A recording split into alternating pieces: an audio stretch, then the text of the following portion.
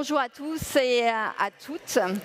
Ravie d'être avec vous ce matin. Alors, vous voyez que je vais essayer de vous exprimer ce que on a mis dans ce titre, la part de chacun et l'œuvre de tous. Donc, on a vu des rollers ici. Alors, c'est pas tout à fait ce qui sera aux Jeux Olympiques, ce sont les skateboards, mais voilà, ça m'inspire quelques mots d'abord pour ces Jeux Olympiques dont on est tellement fiers, je crois qu'on l'a tous dit, tellement fiers d'accueillir cette compétition internationale en France dans quelques semaines. N'en déplaise à certains esprits chagrins qui voudraient gâcher la fête juste parce qu'ils n'ont pas tout à fait compris que le sport pouvait nous apporter évidemment énormément de passion, d'émotion, mais aussi était un atout majeur pour notre santé, pour celle de nos enfants, pour l'inclusion, pour l'insertion et pour notre économie.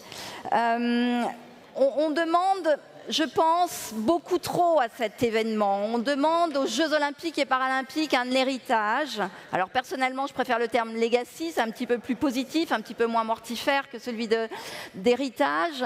Mais j'ai la forte conviction que cette legacy, en fait, c'est à nous de la prendre en charge, c'est à nous de nous en occuper et de ne pas demander à cet événement de nous l'apporter tout cru. Donc on doit être responsable de cette legacy. Je voulais donc partager avec vous 6 sujets, 6 termes, 6 sujets d'engagement que l'on a beaucoup travaillé chez Sportsora cette année et qui nous paraissent être indispensables, que l'on doit prendre chacun d'entre nous en charge, où l'on doit prendre notre part pour éviter en fait que l'on soit trop déçu d'avoir laissé filer cette année 2024, de ne pas avoir surfé cette vague extraordinaire qui nous arrive et qui nous donne tant d'opportunités.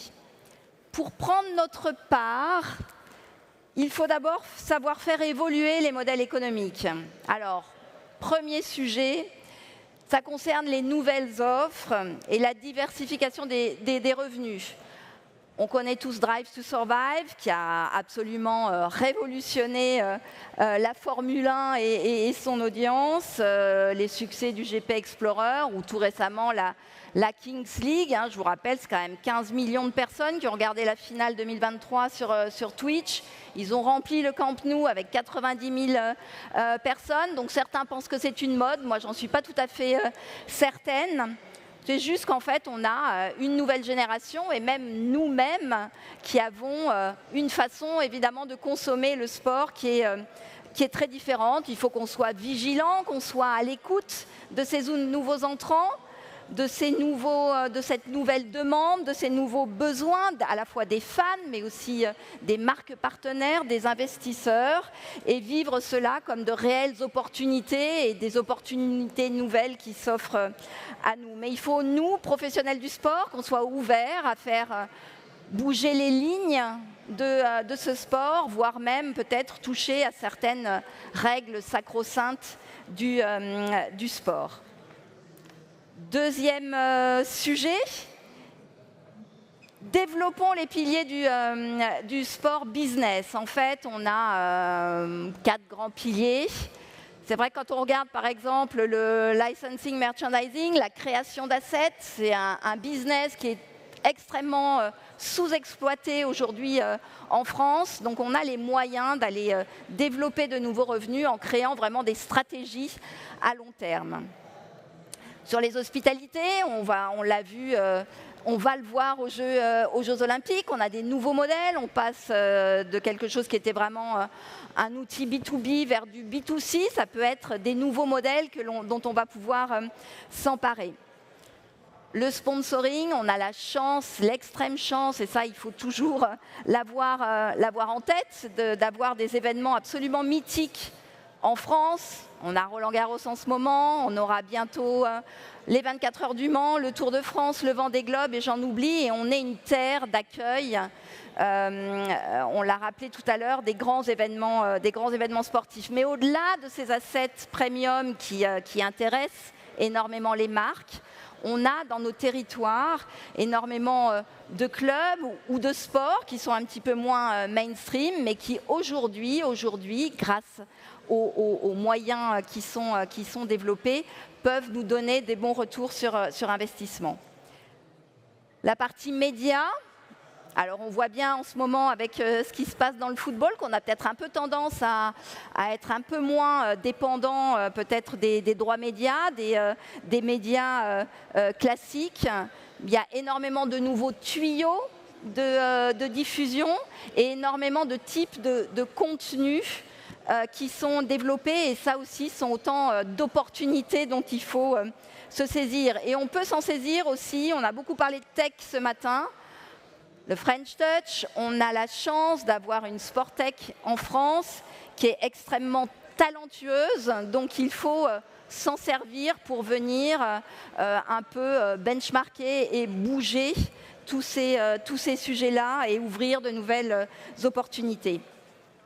Le troisième point, c'est de se dire qu'on ne va peut-être pas quand même laisser les fonds étrangers rafler tous nos grands assets sportifs.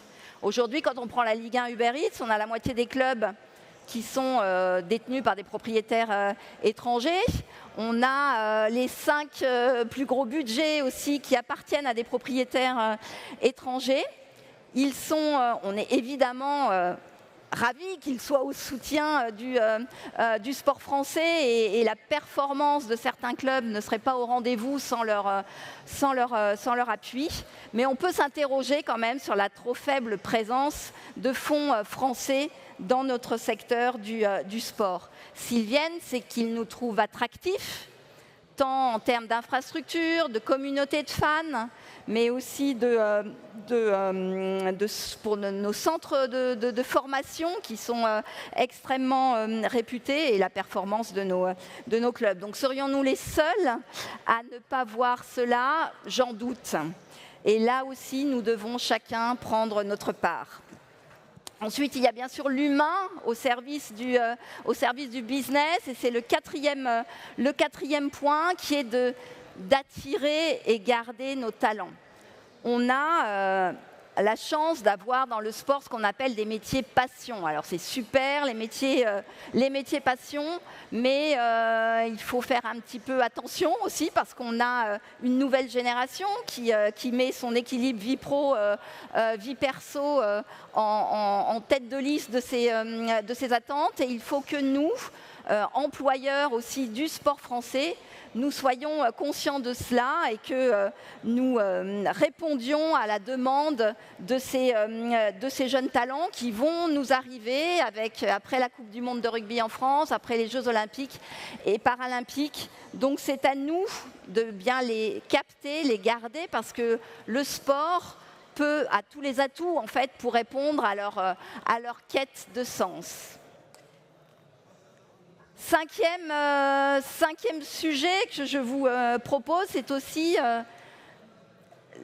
la RSE. C'est un grand chapeau, mais là aussi, nous devons tendre vers l'exemplarité en matière de RSE.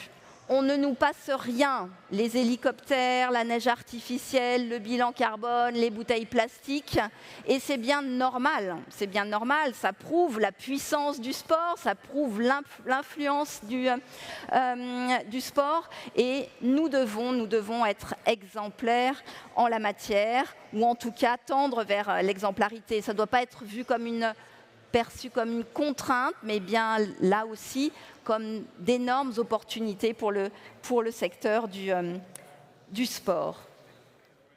Et enfin, sixième sujet qui m'est très cher depuis longtemps, qui est cher aussi à Sportsora, puisqu'on le travaille depuis de nombreuses années. C'est le sujet des opportunités du sport féminin. Voilà, c'est vous dire, on a énormément progressé sur les dernières années en termes de partenariat, de naming, de performance de nos équipes féminines. On a des femmes françaises sportives, que ce soit en sport individuel ou en sport collectif, qui ont des performances et des résultats qui sont remarquables. Je vous rappellerai juste les chiffres de médiatisation. Le sport féminin, c'est 5% des contenus sportifs à l'antenne. Allez, si on rajoute les compétitions mixtes, on sera à 25%.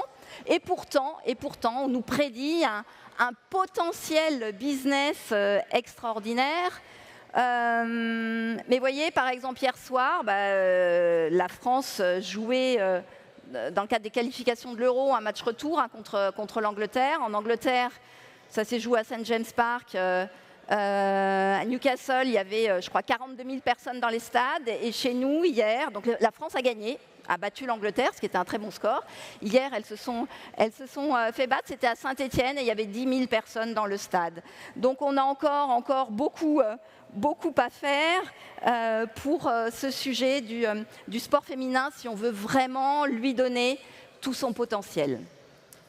Voilà ce que j'avais à partager avec vous ce matin, ces 6 points d'alerte qui nous permettront de consolider le socle de notre secteur du sport business, pour que vraiment nous profitions de cet élan extraordinaire que vont nous donner les Jeux olympiques et paralympiques.